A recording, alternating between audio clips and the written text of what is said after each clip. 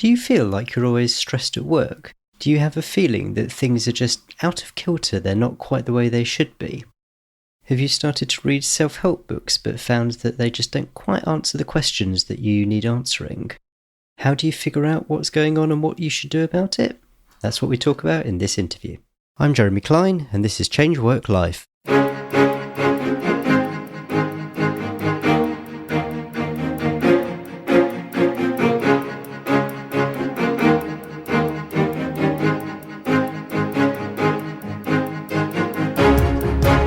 Hello and welcome to Change Work Life, the podcast that's all about beating the Sunday evening blues and enjoying Mondays again. In episode 65, you may remember that we interviewed Adam Alton, who is a co-founder of FidlLeaf, a workplace wellbeing and personal development platform. And after that interview, I was really keen to dig into some of the science behind the platform and find out a bit more about how we can improve our well-being when we are at work. So I'm delighted to be joined this week by Sophie Coulthard, who is Adam's co-founder at FidlLeaf. Sophie, welcome to the podcast. Thank you for having me. Can you start, Sophie, by reminding us a bit about what FidlLeaf is and who it's for? Yeah, sure. I think you actually summed it up really well. I remember when I listened to Adam's episode, I wrote down how you described it because it was such a good, clean, concise way of saying what we do. I'll send my marketing bill. Thank you. Yes, we are a wellbeing personal development platform. We are available for individuals and for companies as well, so anybody can use it. And the idea, the kind of ethos behind what we do is that to get the best out of yourself in a working environment, you need to focus on your own personal development. And when you focus on yourself, when you focus on your wellbeing, then you will naturally perform better at work, but also you'll get more out of life as well.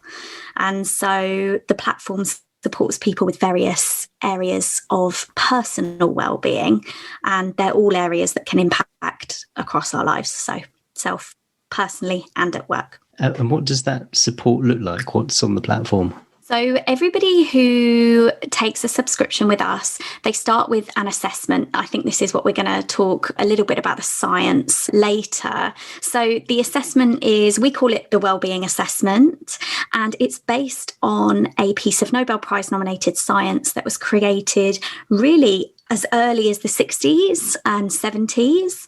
And it's used by organisations in many different ways. And we have applied it in a specific way that looks at well-being. And so once people have taken the assessment, they will be able to understand their results in 10 different areas. And they're things such as self-criticism, how you handle stress, how you regard yourself, look after yourself, self-esteem. So they're very self-orientated, but I'm sure anybody can see how these things are areas that will impact not only each other, but also how we behave, let's say, how we behave at work and how we behave in our relationships. Cool. Well, before we dig into that, I'd love to know a bit more about your background. What were you doing before you and Adam met and you co-founded FidlLeaf? Yes, so I've got a bit, I'll keep my backstory quite brief because I've been one of those typical millennial job hoppers, I would say, that bounced around quite a few different companies when I was younger. I think that my interest in all of this came about really through my dad. He's a performance coach by background, so he works with sports people and also companies and looks at developing performance. And when I was younger, summer holidays or when I had breaks from work, I would follow him around and sit at the back of a classroom or a workshop, thinking that I wasn't taking anything in, but actually a lot of it did sink in. And I became more interested in performance and how we can develop ourselves. And he actually came across this science when he was coaching a golfer who was looking at whether it could improve their performance. And when he started to get into it, he then flew to the US where the team is that were looking after the assessment that he was involved, that he ended up becoming involved in. And through him, I trained in this science, really got to understand the meaning behind it, and that the science is called Axiology. So started to understand a bit more about that and then used it in my work really as a consultant. So going in having people take the assessment in companies and then giving them their feedback. And the thing that struck me was that it was always the well-being areas that stuck out the most to people or had the biggest impact on people. And so it became clear to me that they were the most important part of people's results. And so my idea was to develop this further into a platform that people could access, get their results, and then, crucially, get the what next, get the support or learn how to develop these different areas. And that's when I met Adam and we started to build it. So what weren't you doing when you were going in consulting with these companies that you wanted to do?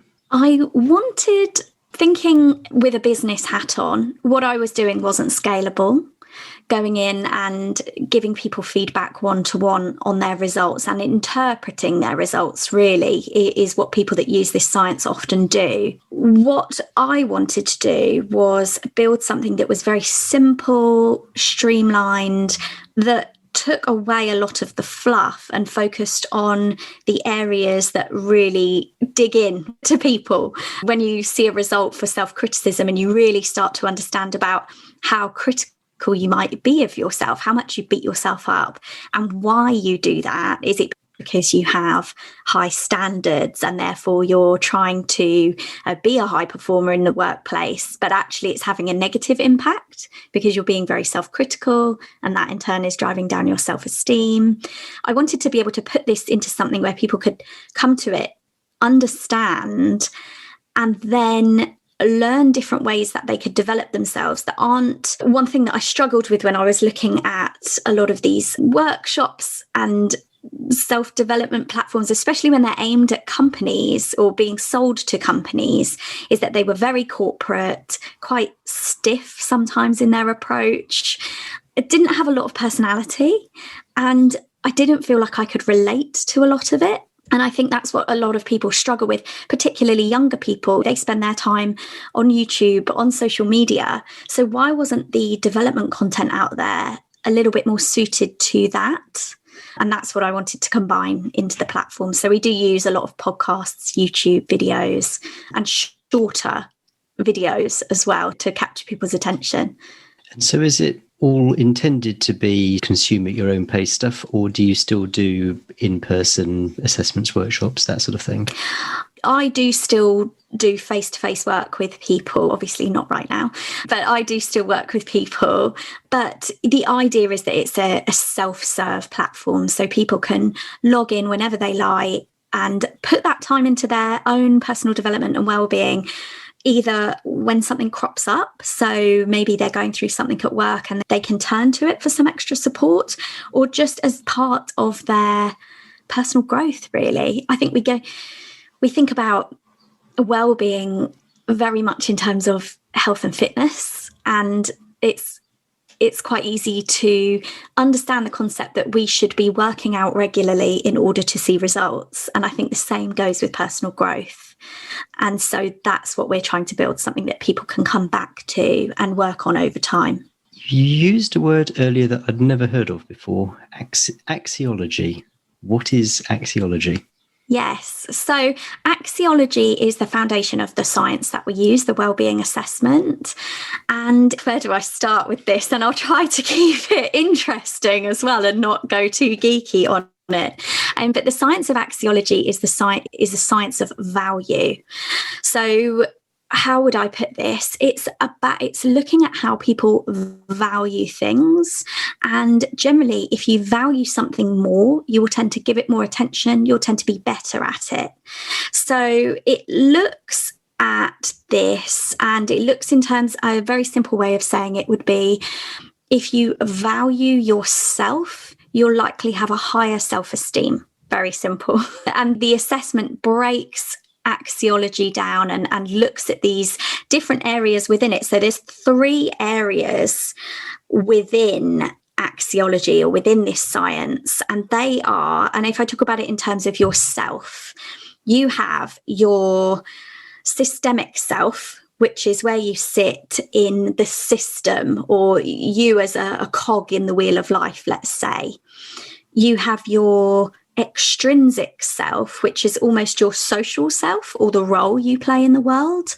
So you might have yourself as a husband or as a scientist or whatever that might be. And then you have your intrinsic self, which is your true inner self, your moral self, that doesn't always get seen by everyone, but that is the true, your true inner being. And it's about understanding these three and using them all, but understanding that the intrinsic self is the most important one. And this is where people quite often get lost. This is where organizations get lost, and it can be applied across all these areas. It's looking at the fact that the intrinsic, your true self, it should be the priority. I hope that was I hope that made sense. Yeah, it absolutely did. Do you know what the origins of the word itself are? It's Greek. I believe it's Greek. See, I'm a bit of I like to read these things, but I'm not an academic by background. So I always like to have something that I can read and understand in plain English. And I don't tend to get too deep into the nitty gritty, but I do believe it's Greek. Axio is value. And then in the 50s, 60s, 70s, it was developed by a man called Dr. Robert S. Hartman, and he is known as the father of what they call formal axiology. And he is the man that invented the science that we use. The question of values is one that it can be quite a difficult concept when you first present it to someone. So when someone says, I'm unhappy in my job, and you say, oh, start to look at your values, and they kind of give you this weird quizzical look. What on earth do you mean? So how do you explain to someone, when we talk about values, what do we actually mean? It's interesting because I always ask this in workshops. I always ask people, what is a value? And is a value, and people most likely say it's a belief, or it's your moral compass, or it's an internal compass pointing you in the right direction, is quite often an answer that I'll hear. And I then normally ask, can your values change? And I think this is really interesting when you compare values to personality. And anybody that's familiar with the personality type assessments and Myers-Briggs and those areas will know that your personality tends to be quite fixed from a fairly young age. But your values can shift and change over time. And they can shift based on just your experience, your life experience. But they can also change if something traumatic happens to you, can shift your values very quickly, or something like the birth of a child can suddenly transform your values. Because not an anecdote, but as an example, if you are somebody who's lived very much in your extrinsic self, your social role in life, perhaps let's say that's as a teacher, and you associate yourself with being a teacher, and then suddenly you have a child, your values may shift to being very intrinsic, because suddenly it's a human sort of deep inner connection that you have, and it might shift your values in that way. And so values can change over time, and you can develop them as well. And I think if we get down to the big questions about things such as, are people born racist, homophobic, etc., or are they values that have been taught to them, and can you change? Then I think that is the interesting thing about values. I'm not sure that's the question that you asked me. I really like the example you gave, how someone's values might change from being, if I understood you correctly, someone who is always sociable, always going out partying when we're allowed to go out partying. We're recording this in February 2021 for anyone who's listening back, and so we're still in a bit of a lockdown here in the UK and no one's going out partying. But yes, it's someone who kind of shifts from being that sort of person where that's what they do and that's what's important to them, to becoming a parent. And so then what's important to them is caring for this small helpless creature that they've brought into the world. Is that kind of a summation of the sort of thing we're talking about? Yeah, I think so. Yeah. And I think a lot of us will associate ourselves more with the role that we play in the world. And that could be a role as a husband or as a teacher or whatever that might be. But actually, our inner worth is not there. It's coming from us intrinsically. And I think if you ask your partner why they love you, then it's not because of your role. It's because of something deeper. It's more to do with your intrinsic self. Dr. Robert Hartman said something which I love, a quote of his, and he said, "Your intrinsic self is why dogs lick you." They see something in you that's irrelevant. Your role in life or how you fit into this cog in the wheel is irrelevant. They see something deeper, truer within you. So if one had to write a list of some of their own intrinsic values, what's the sort of thing, we'll go into how you actually work that out, but what's the sort of thing that you might write down on that list? What sort of words, I don't know whether they're verbs, adjectives, whatever, what sort of words might appear on that list? Yeah, so I think if people write down what do they value, so if I take this in a very basic work related context, people might say, if they were to say that they value money, let's say, then that would be almost an extrinsic value. But if they were to say things like compassion, kindness, if they were things that were important to them, then they would be more of an intrinsic value. I think when you start to ask people about goals that they set, then that's a good way to get to somebody's true values. Because if somebody sets a goal, let's say to run the marathon or get a promotion at work, and you ask them why it's important to them, the first thing they might come to is something of extrinsic value. Oh, I'll earn more money or whatever it is. But when you start to get a bit deeper and say, and what will that say about you? And how will that make you feel? And what about your loved ones? What will they say about you? And how will that make them feel? You then start to get to the intrinsic, which is feelings of pride, feelings of happiness, feelings of joy, perhaps. And I think that's how people can start to really think about, if people can tap into those intrinsic values rather than the extrinsic values, then they start to get something deeper and something that has more meaning. Extrinsic, a promotion, the pay rise, it sounds good on the surface, but it's not going to satisfy you on a deeper level. Okay, so I think you've already touched on it, but why are values important in the context of well-being? I think in the context of well-being, I think values are important in your well-being because if you are too focused on the systemic, which is the ideas, the system, the rules, the regulations, or you're too focused on the extrinsic self, what my role is, what my position is, then you start to lose sight of who you are, and who you are and your own self-worth is the most important thing of the three. And if somebody is comfortable in who they are, if they can recognize who they are, if they can accept who they are, if they can bring the best out of themselves, then they will naturally have better well-being. And this is something that we find in our data as well, is that people who have what we call it very simply a stronger self side, so when they have a strong foundation of themselves, then they generally are confident, they have better perspective on things, they're not overvaluing certain areas, undervaluing certain areas, and then they get more out of life and they get more out of work as well. They tend to perform better at work. So when you value things to a healthy perspective, so let's say as an example, work and tasks and getting on with the job. If you undervalue work, then you're not going to get anything done. You're not going to enjoy it. You're not going to get any pleasure out of it. You're not going to feel fulfilled by it.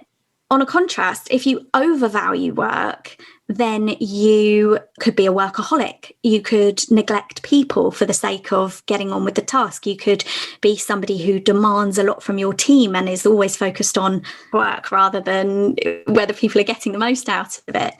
And so when you can have that in a healthy balance, then you will get the most out of it and you'll have better well-being.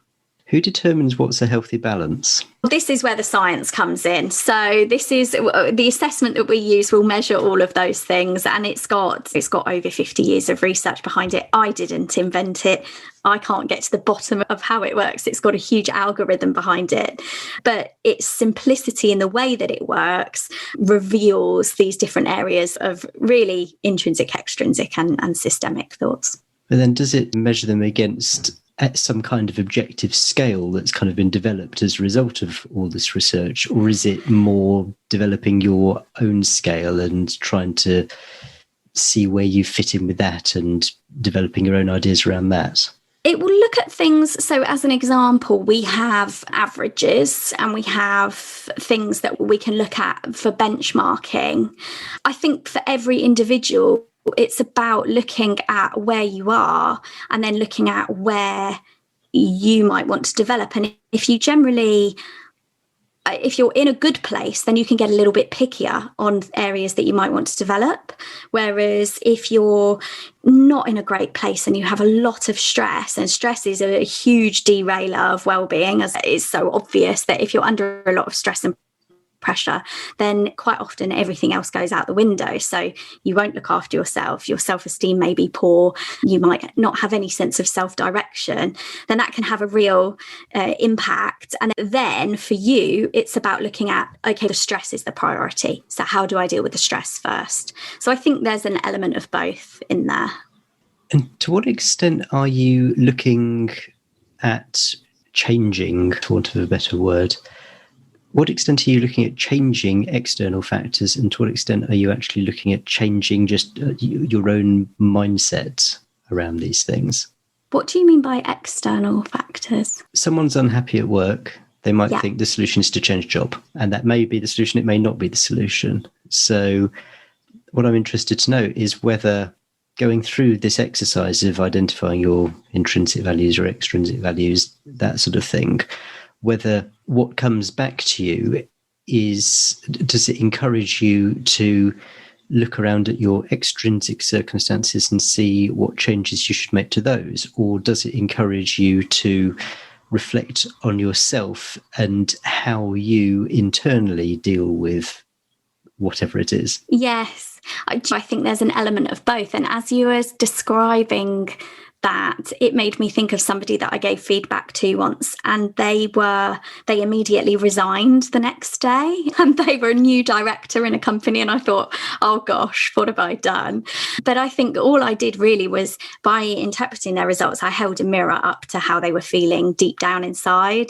And I think they were thinking that they wanted one thing. They wanted this directorship. Perhaps they wanted the role, and they wanted the accolades, etc., that came with it. And then when they started to understand themselves better and get that self-awareness, they realized that actually this wasn't the thing that was going to fulfill them. And so I think you can definitely sometimes have an element of that.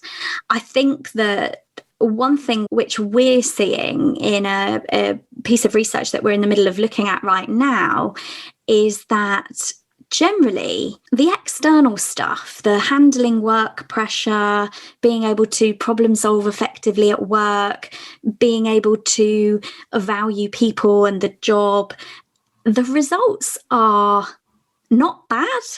And even now, we're looking at data from the last year, comparing it with 2 years ago. The data is very closely matched. So it's not suggesting to us that people are struggling with the work pressure. But when we look at the self side and we look at the internal things such as self-criticism and how somebody puts pressure internally, we're seeing that the results for the past year are very different, much weaker.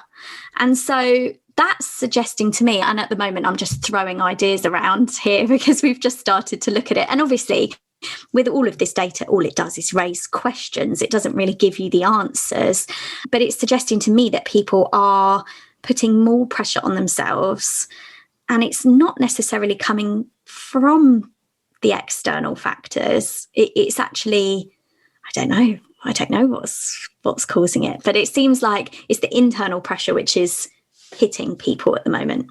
That doesn't entirely surprise me, Because you may have an understanding employer who realizes that you've got kids at home because the schools are closed and will support the fact that you need to take some time to do that.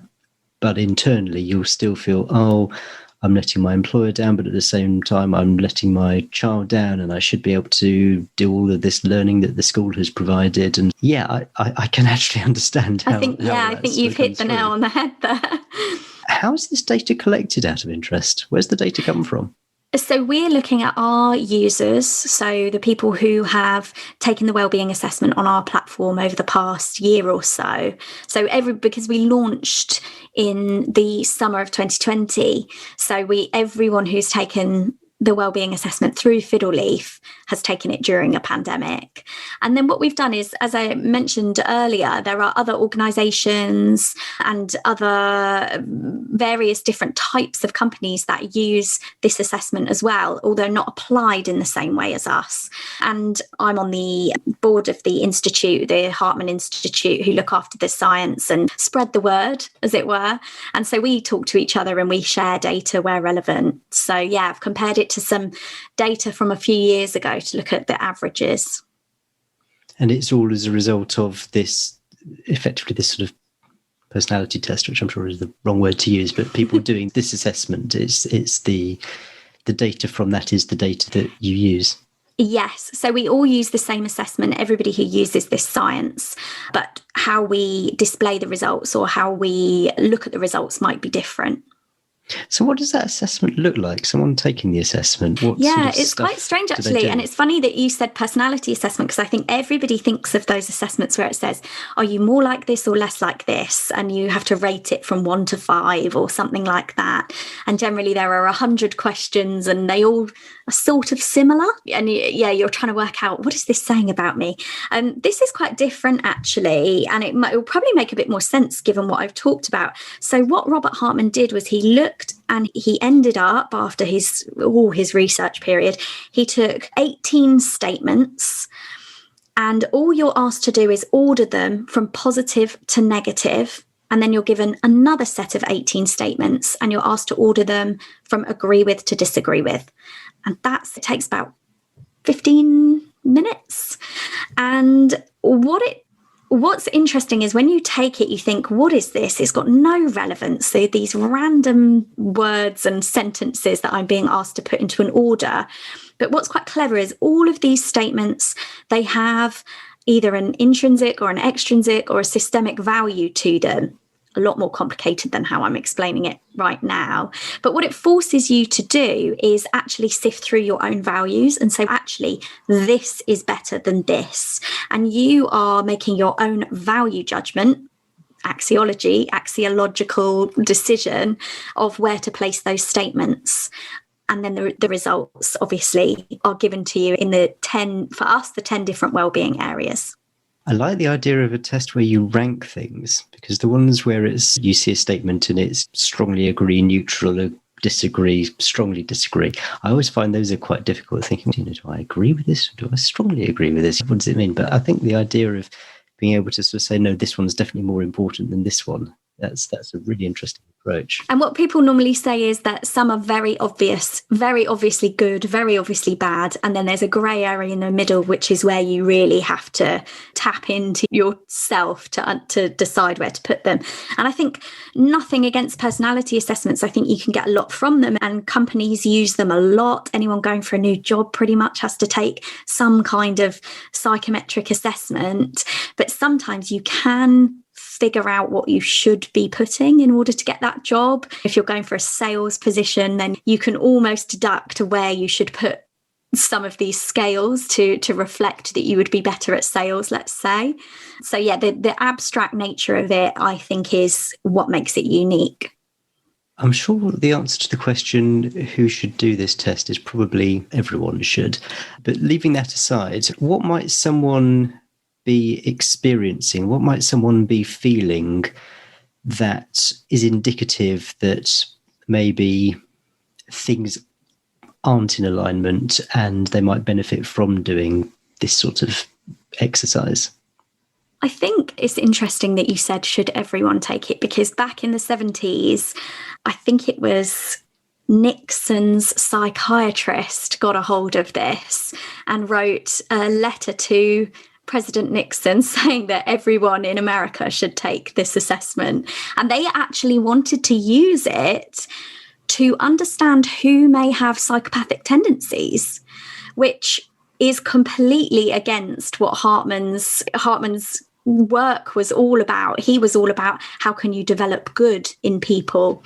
But that's a side story anyway. I can tell you where you can read more about that later. But I think we are certainly seeing that people who are feeling, as you said, out of alignment, people who are maybe starting a personal development journey. And I think most of us start by saying, oh, what self-help book should I read? And you may have a friend that recommends a self-help book to you. And that might be the book that really touched them, that for them, it addressed everything that they needed. But that might not be the case for you. You might need something different. And I think we almost see this as a self-help book brought to life, because you take the assessment and then you understand where you should focus, where you should put your energy to develop. And so I definitely think if you're starting a journey of personal growth or personal development, which I think in 2019, 3 million self-help books were sold in the UK, which was a record. And I imagine what that number's doing in the last year, because I think a lot of people are turning to things to support them. But we also see a lot of people who, and my background of working with this assessment, more of a consultant, was working more with people in high performing organizations and people who were recognized as high performers, almost to say, what's getting in your way? You're at this level, how can we get you to the next level? And is something like your self-criticism, my favorite example, self-criticism, getting in the way of you performing at your best? So you really do see, I would say those two would be two clear groups of people that might want to look at something like this. And what's the expectation that they might get on the other side? The output, do you mean? What do they gain from doing this? What will they be able to do that they weren't able to do before? I always say that it really does raise the mirror to what you most likely already knew, even at a subconscious level. And we always survey people once they've started using the platform, and a lot of them say that it told them something that deep down they already knew. And I think that if you are looking for a really simple way to start your wellbeing journey, as I like to say, then something like this is great, because it will really highlight to you what is going on, what areas might be impacting on other areas, and something you thought was true, you might discover is not true. But equally, I think if you want to go much deeper, you want to look at this as somebody who is a high performer, let's say, and you want all the detail of all the results of what this science brings, then you can always go and take a look at another company that uses this tool in a different way. We are very focused on well-being only, but if you want to look at something like high performance and how can I get that edge and what is getting in my way, what are my high performance frustrations, as I like to say, then there are other companies that use this tool and might be able to give you something a little bit more in depth, let's say. And turning back to you and Adam and FidlLeaf, I mean, sort of what's the uptake been like so far? Where do you want to get it to? What are your ambitions for the company? So we obviously launched last year. We're working with our first users and our first companies at the moment. So it's all very exciting. I feel like we're at the beginning, even though we've been working on this for a good few years. It feels like this is the beginning now. We'd really like to be able to grow in companies using something like this, companies recognizing that personal development is a real key to well-being at work over things like perks and, I don't know, one-off initiatives. And we'd also really like to be able to produce more research and have more eyes on the data as well, because I think that the data is so valuable.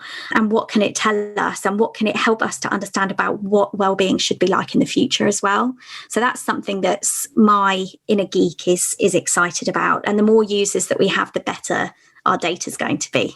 And so if people want to explore this more, apart from your website, do you have any sort of particular resources, books or anything which are a really good place to start? So a lot of what I've talked about today comes from a book called Freedom to Live, which is by Robert S. Hartman. You can get it online very easily. And it's almost his life story, which is fascinating.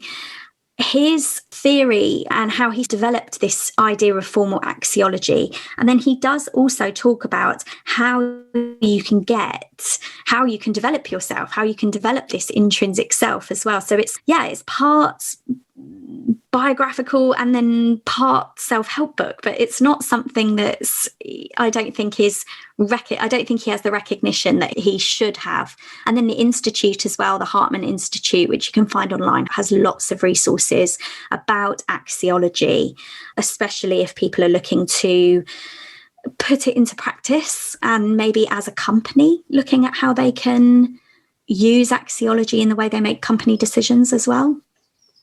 Fab. I'll put links to those in the show notes. And if people want to find out more about FidlLeaf, if they want to get in touch with you or with Adam, what's the best way they can do that? Yeah, sure. FidlLeaf.com. They can find out more about us.